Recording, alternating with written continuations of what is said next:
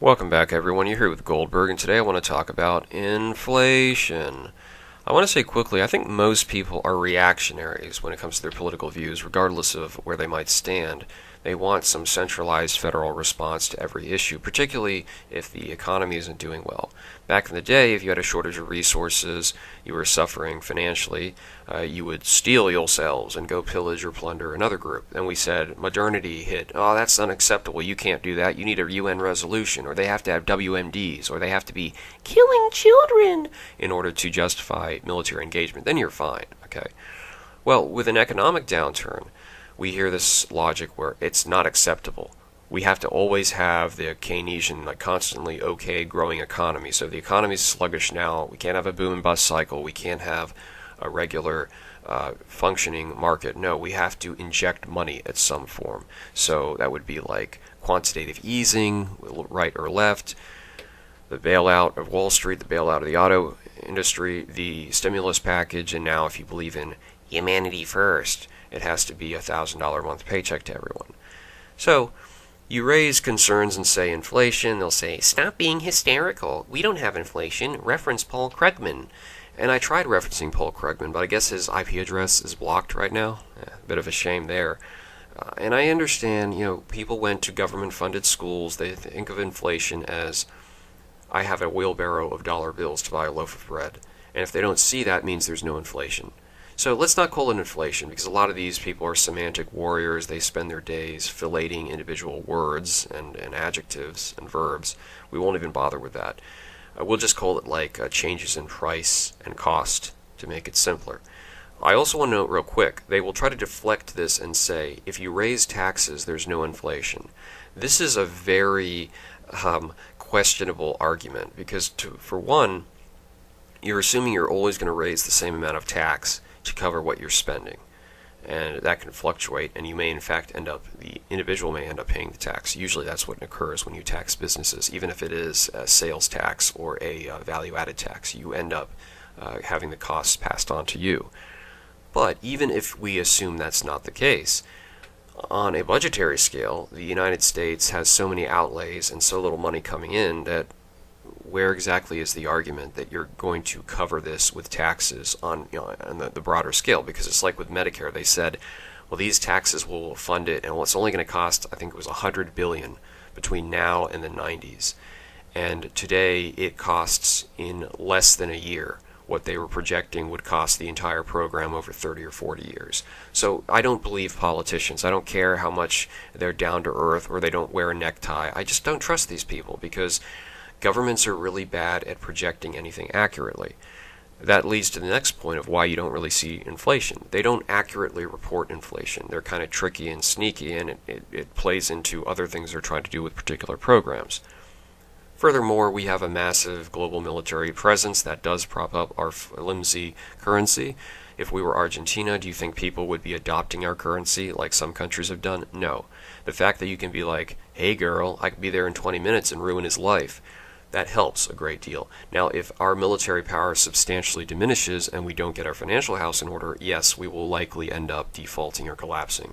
That's not, there's no exaggeration there. It's just the fact that, yeah, if you have a lot of military might, you're able to dismiss concerns of financial instability, at least in the medium term. That being said, inflation is very real. Just because you don't see it, it certainly has affected you. So I'll give you a little bit of a homework assignment. Forget about it. That's what hipsters do. I tend to read books. I know it's kind of edgy and no one really likes it. Stop being a gold medal all-purpose faggot. All right. So you go back and read the book Pet Sematary. It came out in 1983. It's about this doctor dude. I think he's an ER doctor, married to a Care Bear woman, and they move out to the country. They buy this house. They've got their little boy that they let play by the highway where you have these tractor trailers roaring by, and they're in the house. Meanwhile, going like, we're kind of turned on. Maybe we should have another kid that we can leave by the railroad tracks. And he says something to the tune of, how do you like being with your $60,000 a year man? And you're looking at this and you think, he's an ER doctor. Why is he making only $60,000? Well, because the purchasing power of $60,000 in 1983 was roughly $150,000 in today's money. $60,000 is what someone coming out of a flagship state school who does good networking might get as a starting salary.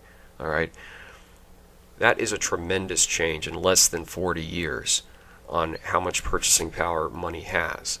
So, oh, that's not really inflation. Well, it absolutely is affecting people.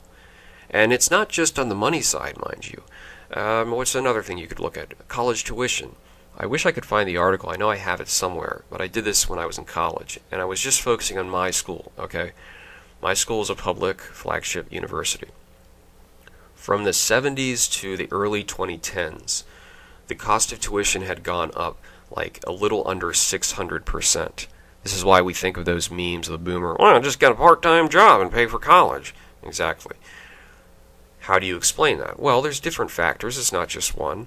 Part of it is the fact that you had the government getting involved in guaranteeing payments to schools, which meant they had no incentive to actually drop costs, because if the government's going to cover through loans and grants a certain amount, why would you make your tuition equal to that? Okay?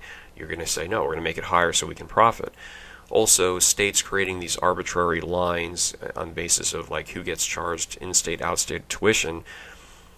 That's another thing that helped the cost skyrocket, and then also allowing in a bunch of foreign students at out-of-state rates. So there's a lot of different factors. Companies assuming that they need this professionalized workforce. We want people with a degree, but we don't want to pay for it.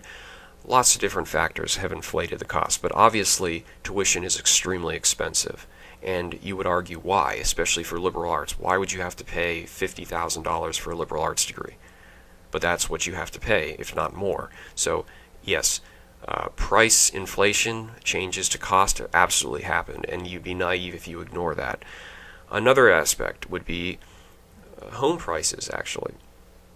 So, I was looking, this is not New York City, this is just outside of a city that I'm close to. 45 minute drive, so not even like right there, maybe a little bit faster if you're on the subway. This is a one-bedroom, like 650 square foot condo, so about the size of a small one-bedroom apartment. Extremely high, expensive monthly fees on top of your mortgage, $108,000. That was on the low end. Now, how do you justify that? Well, because there's jobs there? Yeah, but these jobs aren't paying that much. And that's an extremely expensive proposition. Of course, you can't even rent out a room because you only got one, so you legally are unable to perform that little scheme. Why are house prices so high? I would argue that the rapid and easy access to credit, which is something that both the left and right is guilty of, because the right's like, it's going to stimulate the economy, and the left's like, well, it's racist and discriminatory if so-and-so person can't have a large house because it's class war differences, it's not fair. Well, there again, okay, back in the day, I think it was like the 1950s, you had to put down 50% on a mortgage. Why? Because they wanted to show that you could definitely pay it. Now it went to 20%, now you only have to put down 5% or no money down. Don't you think that's going to cause companies to say, well, we might as well. If they're only putting down 5%, we might as well increase the price of the house. Interest rates also play into this. I was speaking to my realtor, and she said when she bought her first house, the interest rate was 16.5%, which was considered a good deal. Now you say, well, that's crazy. Well, yeah, but it's meant to not just promote responsible borrowing, but also responsible saving. And that's why these programs that are being put forward by people, they totally miss the goal, all right? Our objective, if you really want to help poor people, should be to look at the value of money, to look at the fact that we've abandoned sound money principles and we've faced all of these problems since then, not having our currency supported with something that holds real value, the gold standard or something else, keeping interest rates ridiculously low, which you say, yeah, that's good for the economy. What that actually does is it encourages everyone, including poor people who can't afford, to buy stuff that they shouldn't. And of course it de-incentivizes saving, because if you had higher interest rates, you could put money in the bank and you could actually generate a decent amount. You wouldn't have to rely on the fluctuations of the stock market to the same extent. So, yes, we do have inflation, and yes, the government plays a role. It's not the only party in this whole dispute, but it's absolutely taking part. So if you really want to help poor people, instead of like we need to spend more money, you need to look at the underlying problems of our currency, of how we dole out. Are we printing money to inject it into the economy? Are we constantly trying to put in stimulus if we don't like the results? It's not organic growth, which is why if you look at even like the stock market today, a lot of these companies, their profits aren't necessarily going up. They're finding excuses for it. All right, the modern economy is about people trying to create illusions, and so on the one hand, it's like, well, if we have this stimulus into the economy, it'll help, or if we give everyone money every month, it'll help stimulate the economy more. In fact, the same people who complain about soul-sucking consumer capitalism destroying us and alienating us, then they're like, oh, give everyone $1,000 a month so they go out and consume in the consumer capitalist economy.